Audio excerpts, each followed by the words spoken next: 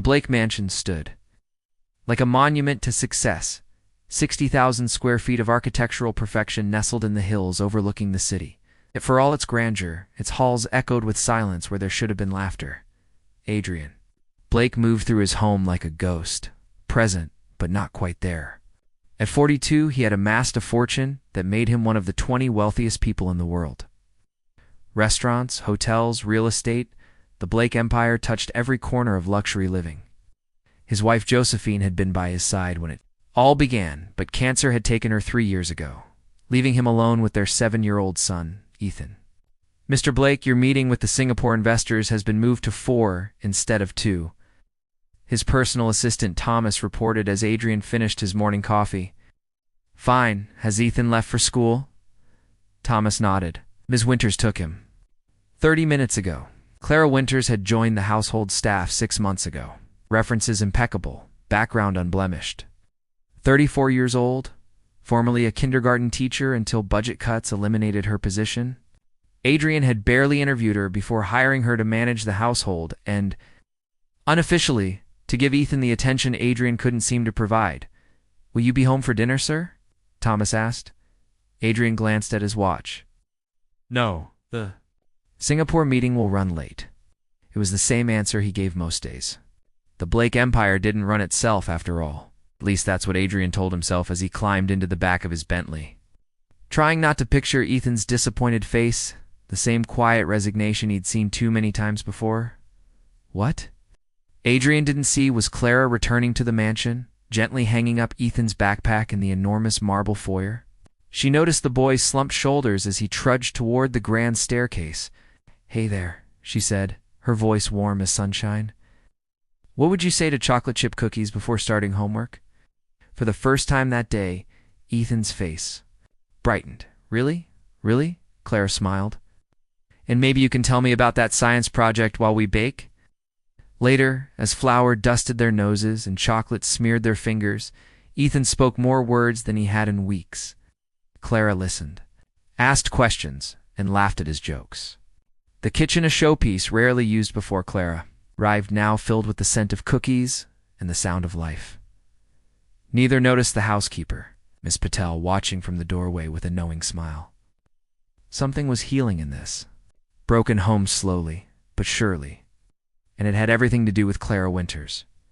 Adrian Blake couldn't remember the last time he'd been home before 8 in the evening. Today, however, a migraine had forced him to cancel his final meetings. A Bentley rolled up the circular driveway at precisely 5:47 p.m.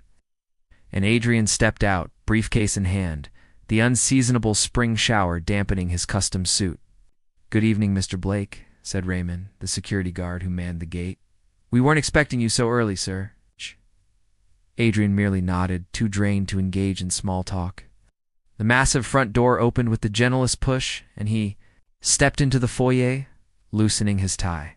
He expected the usual tomb-like silence that greeted him on the rare occasions he came home at a decent hour. Instead, music floated through the air, something upbeat and cheerful coming from the direction of the family room. Curious, Adrian followed the sound, his Italian leather shoes silent against the marble floor. He paused at the archway, and what he saw made him freeze mid-step. Clara and Ethan were dancing, their hands holding his as they spun in circles. Ethan's laughter, a sound Adrian had almost forgotten, rang out clear and pure. Clara's dark hair was tied in a messy bun, her uniform replaced by casual jeans and a simple blouse. She looked nothing like the reserved, professional staff member who normally greeted Adrian with a polite, "Good evening, sir." "Again, Mom? Spin me again." Ethan squealed with delight. "Mom?" The word hit Adrian like a physical blow. Clara immediately obliged, whirling Ethan around as he giggled uncontrollably. Neither had noticed Adrian standing there, watching this intimate moment not meant for his eyes. "I think that's enough spinning for one day," Clara said finally, breathless from their dance. "Time to wash up for dinner. Can we have story time?" "After?" Ethan asked, his eyes bright with hope. "2 stories if you eat all your vegetables," Clara promised, ruffling his hair. It was then that Ethan turned and saw his father. His smile faltered. "Dad, you're home." Clara whirled around, her expression shifting instantly from carefree to mortified. "Mr. Blake, ID, E, in, single quotes, dot, we were just dot dot dot." Adrian stood motionless, his face unreadable. A strange cocktail of emotions swirled. Within him shock, jealousy, anger, and beneath it all, a crushing realization. His son looked happier with the maid than he'd ever looked with him. "I see," was all Adrian managed to say, his voice tight. "Ethan, go wash up. But Dad, now, please." Ethan gave Clara a worried glance before scurrying away. Once he was gone, an uncomfortable silence descended. "Mr. Blake, I can explain," Clara began, smoothing her blouse nervously. Adrian raised a hand, stopping her. "How long has he been calling you that?" Clara hesitated. It started about a month ago. I've told him repeatedly that I'm not his mother. But you haven't discouraged it either, have you, Ms. Winters?" Adrian's tone was ice. Clara straightened her spine. "With all due respect, sir, your son needs affection. He needs someone to dance with him, read to him, listen to his stories. I've simply been doing my job caring for Ethan." Adrian felt the accusation beneath her words. The migraine pulsed behind his eyes as he turned to leave. "We'll discuss this tomorrow," he said, already walking away. Behind him, he heard Clara's soft voice. "He misses you more than he misses her." The morning arrived with uncomfortable clarity for Adrian. Sleep had evaded him, his mind replaying the scene from the previous evening, Ethan's unbridled joy, Clara's maternal warmth, and the word that haunted him, Mom. Adrian found himself in his home office earlier than usual, nursing black coffee. While reviewing quarterly reports that failed to hold his attention, through the window he could see Ethan and Clara in the garden, engaged in what appeared to be an impromptu science lesson involving soil samples and a magnifying glass. Ethan's face was animated. Curious expression Adrian couldn't remember seeing directed at him in years. A knock at the door interrupted his thoughts. "Enter," he called. Clara stepped in, composed in her simple gray dress, a stark contrast to the dancing woman from yesterday. "You wanted to speak with me, Mr. Blake?" Adrian gestured to the chair opposite his desk. "Please sit." She did, hands folded neatly in her lap, waiting. Adrian studied her face, not classically beautiful, but striking in its openness. Her eyes, a warm amber, met his without flinching. "I've been reflecting on our interaction yesterday," Adrian began. "I reacted, poorly." "You were surprised," Clara offered. "That's understandable. What's your background, Ms. Winters? Beyond what's in your employment file?" The question seemed to catch her off guard. "I was a teacher for 8 years. Before that, I helped raise my 4 younger siblings after my mother passed away. My father worked 2 jobs to keep us afloat." Adrian nodded slowly. "You're good with Ethan. Better than good." "He's an extraordinary child," she said, a genuine smile softening her features. "Brilliant, compassionate, observant. He notices everything, including my absence," Adrian said quietly. Clara's hesitation spoke volumes. "Children adapt, Mr. Blake, but they also need consistency, and you've provided that. I've tried." Adrian stood, moving to the window. Ethan was still in the garden, carefully labeling his soil samples. "I'd like to be more present in my son's life, Ms. Winters. I realize now how much I've missed." "That would mean the world to him," Clara said, standing as well. She moved toward the door, then paused. "If I may say something, Mr. Blake." He turned to face her. "Go ahead. Grief doesn't operate on a timetable. Your son understands that more than you might think." With that, she slipped out, leaving Adrian to contemplate her words. The following weeks brought subtle changes to the Blake household. Adrian began coming home for dinner 3 nights a week. He attended Ethan's science fair. He learned, with Clara's patient guidance, how to engage with his son, how to listen rather than lecture, how to play rather than instruct. And as he reconnected with Ethan, Adrian found himself noticing Clara in ways that extended beyond her role as household staff. The grace with which she moved, the kindness in her eyes, the wisdom behind her gentle suggestions. For her part, Clara maintained a careful distance, even as her heart betrayed her. Oh. She saw the man beneath the billionaire facade, wounded, trying, imperfect. More than once, she caught his gaze lingering on her, and more than once, she reminded herself of the worlds that separated them. "You like Dad, don't you?" Ethan asked one afternoon, as they folded laundry together. Clara nearly dropped the basket. "Your father is my employer, Ethan. He smiles different when he's around," the boy observed innocently. "And he laughs." Now, he never used to laugh. Clara ruffled his hair to hide her blush. "Let's focus on these socks, shall we?" Later that evening, when Adrian returned from work to find Clara teaching Ethan to play chess in the library, their eyes met over the boy's head. And something unspoken passed between them, something neither was ready to acknowledge, but neither could deny. The annual Blake Foundation Gala was the social event of the season, bringing together the elite of business, politics, and old money under the crystal chandeliers of the grand ballroom at the Blake Hotel. This year, for the first time since Josephine's passing, Adrian attended with Ethan and Toyand. To the surprise of many, Clara Winters, "Is that his son's nanny?" whispered Vivian Hargrove, whose family had been in banking for generations, to her companion. "Household manager, I believe," replied Daniel Westbrook, who sat on the board of Blake Enterprises. "Curious choice of guest, wouldn't you say?" Adrian, impeccable in his tuxedo, was acutely aware of the murmurs that followed them. Clara looked transformed in an elegant navy gown borrowed from the personal shopper. Adrian had insisted on, yet her natural grace remained unaltered. Ethan, thrilled to be included, bounced between them, his child's energy a stark contrast to the calculated movements of the wealthy attendees. "Mr. Blake," greeted Regina Montgomery, whose late husband had been Adrian's mentor. "How lovely to see you with your son?" Her eyes flickered to Clara. "And who might this be?" "Clara Winters," Adrian said firmly, "valued member of our household." "How? ... Progressive of you," Regina replied, her smile not reaching her eyes.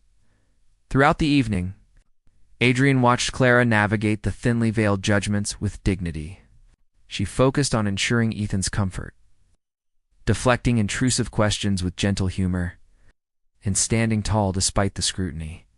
It was during the orchestra's second set that trouble arrived in the form of Philip Hartwell, competitor with a long-standing grudge against Adrian.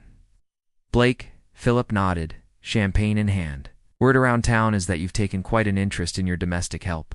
His gaze slid to Clara, who stood nearby speaking with Ethan. "Though I must say, after looking at her, I can understand the appeal." Adrian's jaw tightened. "Careful, Philip. He's making conversation." Philip smirked.